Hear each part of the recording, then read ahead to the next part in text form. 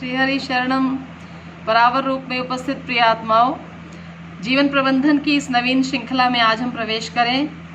मेरे सम्मुख कुछ महिलाओं के द्वारा एक प्रश्न रखा गया है और ये महिलाएं वो हैं जिन्हें हम वर्किंग वीमेन के नाम से जानते हैं, अर्थात कामकाजी महिलाएं, जो अपनी गृहस्थी के पालन पोषण के साथ साथ अपने घर की संभाल के साथ साथ कुछ न कुछ किसी अन्य क्षेत्र में कार्य भी करती हैं जहां से कोई आय के साधन वे उत्पन्न कर सके। तो ऐसी महिलाओं का एक प्रश्न आया है कि दीदी जी, हम अपने जीवन में वर्क प्लेस पर और अपने घर में भी अपना बेस्ट परफॉर्म करने की कोशिश में लगे रहते हैं, परंतु फिर भी संध्या होते तक परिणाम ये होता है कि कोई न कोई तो अप्रसन्न रह ही जाता है और हम सेटिस्फाई सबको हैप्पी जो है नहीं कर पाते। तो इसके लिए और फिर ऐसी परिस्थिति में हमारे अपने मन के अंदर भी स्ट्रेस जो है वो पैदा हो जाता है। तो ऐसी परिस्थिति से हम कैसे बच सकते हैं, कौन सी सोच है, कौन से साधन है जिसके द्वारा हम इससे बच सकते हैं। तो सर्वप्रथम तो मैं इन सब महिलाओं को साधुवाद देना चाहती हूँ और ऐसी महिलाओं को मैं हृदय से प्रणाम करती हूँ कि जिनका ये एक नैसर्गिक गुण है, महिला का ये एक सर्वव्यापक गुण है। संपूर्ण ब्रह्मांड की विश्व की महिलाओं में गुण पाया जाता है कि वे अपने से जुड़े हुए जितने भी जीव हैं वे उन्हें प्रसन्न रखना चाहती हैं। ये जो एक नैसर्गिक गुण है महिलाओं का, कभी कभी ये उनके लिए एक समस्या बन जाती है। तो अब हमें इस बात पर विचार करना चाहिए कि ये जो हमारा गुण है, जो ईश्वर प्रदत्त गुण है, जो प्रकृति का दिया हुआ गुण है, ये हमारे लिए समस्या न बने। तो उसके लिए सबसे पहले हमें ये विचार करना होगा कि जो हम कहते हैं कि हम अपना बेस्ट परफॉर्मेंस देने की कोशिश करते हैं, तो यहाँ से हमें जो है ना बेस्ट को हटा देना चाहिए। मेरे विचार से बेस्ट परफॉर्मेंस जब हम कहते हैं तो ऐसा विचार रखने से एक अहम की उत्पत्ति हो जाती है। देखिए, स्वाभिमानी होकर के और अपने कर्म योग को पूर्ण निष्ठा के साथ करना वह एक अन्य बात है, परंतु बेस्ट परफॉर्म जब हम ऐसा कॉन्सेप्ट लेकर के चलेंगे तो एक अहम का बीज उत्पन्न होता है। और याद रखिए, अहम का जो बीज है वह विनाशवान है। तो वह जो है अहम का बीज, वो किसी न किसी समय पर हमारा पतन करवा देता है। इसलिए जब कर्म योग में लगें तो कर्म योग का सिद्धांत है कि यहाँ पर मनुष्य को समर्पण के साथ लगना चाहिए, सेवा भाव के साथ लगना चाहिए। तो सेवा भाव में सबसे पहला कि हमारा ईगो जो है, ईगो हमारा वहाँ पर समाप्त हो जाता है और वहाँ पर हम अपने बहुत सारी अपनी नेगेटिविटी को पहले ही सबलाइम कर देते हैं और फिर उसके बाद कर्मयोग में लगते हैं। तो ये तो आई हमारे बेस्ट परफॉर्मेंस की बात। अब आया दूसरा जो पक्ष है कि ये कार्य जो है हम सभी को प्रसन्न रखने के लिए करते हैं। तो यहाँ पर मैं आपसे एक छोटी सी विनती और करूँगी, सबको प्रसन्न जरूर रखिए और प्रयास करना भी चाहिए, परंतु सबकी प्रसन्नता से पूर्व जो एक जीव का धर्म है, जो मानव का धर्म है, वो धर्म है स्व की प्रसन्नता, आत्म प्रसन्नता, आत्म प्रसाद।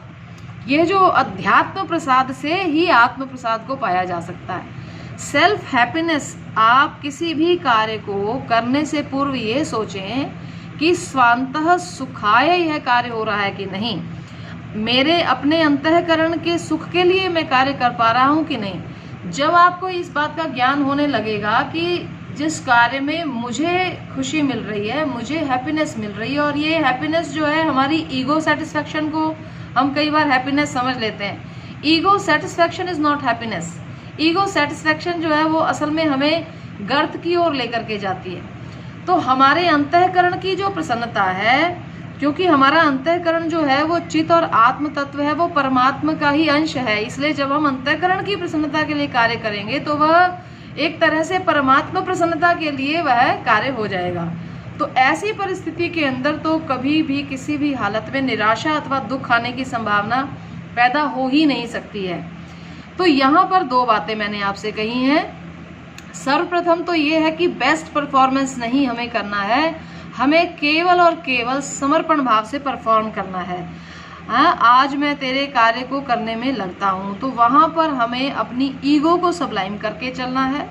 दूसरी बात यह है कि हैप्पीनेस की जब बात करें तो सबसे पहले हमें आत्म प्रसन्नता की बात करनी है। अब आई तीसरी बात, कोई भी मनुष्य रूप में जो इस संसार में प्राणी पैदा हो गया है वो परफेक्ट नहीं है।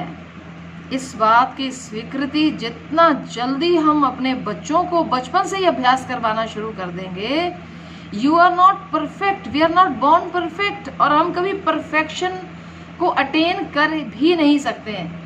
ये आजकल तो हमारा जो एग्जामिनेशन सिस्टम ऐसा आ गया कि आप 100 में से 100 स्कोर कर पास रहे हैं, परंतु वास्तव में जो हमारी वैदिक काल से जो हमारी मूल्यांकन की प्रक्रिया रही है उसमें से 100 में से 100 अंक कभी किसी को दिए ही नहीं जा सकते, क्योंकि वह तो परमात्मा भी जब मनुष्य रूप में आता है उसको भी 100 में से 100 अंक नहीं मिलते हैं, उनको भी कुछ ना कुछ सफ़र करना ही पड़ता है। तो इस बात का हमें ध्यान रखना है कि हम परफेक्ट नहीं हैं। हम परफेक्शन तक पहुंचने के लिए हमें अपनी लाइफ के अंदर स्ट्रगल ज़रूर करना चाहिए, हमें प्रयास अवश्य करना चाहिए, लेकिन वो परफेक्शन है क्या चीज़? परफेक्शन एक्चुअली क्या है कि कार्य को पूर्ण निष्ठा से, कार्य की संपन्नता तक लेकर के जाना। आप अपना ऑनेस्टी के साथ, आप ईमानदारी के साथ अपना उसके अंदर 100% डाल दीजिए। अभी जब मैं 100% कहूँ तो उसके अंदर क्या होता है कि आपको अपने 3 प्रकार के एफर्ट्स डालने हैं। आपको अपने शारीरिक एफर्ट्स डालने हैं, आपको अपने मन के मानसिक एफर्ट्स डालने हैं, फिजिकल एफर्ट्स, आपके इमोशनल एफर्ट्स या जिसको मेंटल एफर्ट्स भी कह सकते हैं, और तीसरा जो है वो आपके इंटेलेक्चुअल एफर्ट्स हैं। ये 3 एफर्ट्स जब मिल जाते हैं तभी जो है आप अपनी पूर्णता उसमें डाल सकते हैं, और जब ये तीनों सम्मिलित भाव से आपके कार्य में लग जाएंगे तब एक चौथा जो एक तत्व है वो पैदा होता है, और वो होता है आध्यात्मिक हैप्पीनेस, है ना, स्पिरिचुअल हैप्पीनेस, आध्यात्मिक प्रसन्नता, आत्म प्रसन्नता।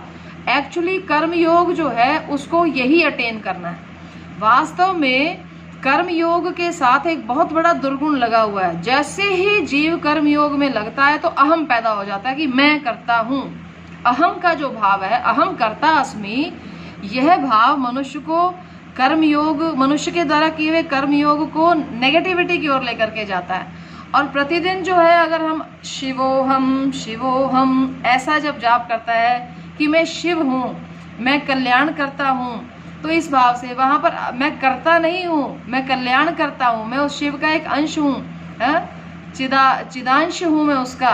तो इस भावना के साथ कर्म योग में आया हुआ यह जो दोष है अहंकार का, कर्तापन का, उसका निवारण करते हुए केवल और केवल आत्म प्रसाद की प्राप्ति के लिए जब हम अपने कर्म योग में लग जाते हैं, आप सत्य मानिए वह किया हुआ कर्म कभी किसी भी मनुष्य को अप्रसन्न नहीं कर पाता है।